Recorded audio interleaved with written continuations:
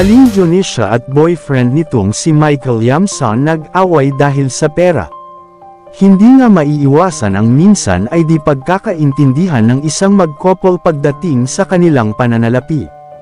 Alam naman ng lahat kung gaano kayaman ang ina ng pambansang kamao at ito nga ang isa sa naging problema ngayon nila ng kanyang boyfriend na si Michael. Ayon kasi sa chika, unti-unti na daw di anong nauubos ang pera ni Mommy Dionisia dahil sa binibili nitong mamahaling regalo para sa kanyang boyfriend. Ang pagbili di umano ng mga regalo ang isa sa mga pinag-aawayan ngayon ni Mommy Dionisia at ng kanyang boyfriend.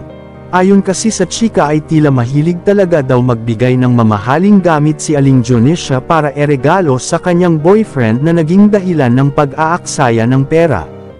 Pinagsasabihan lang daw ni Michael si Aling Dionisia na huwag nang bumili ng bagay na hindi naman kailangan kahit pa na regalo ito para sa kanya.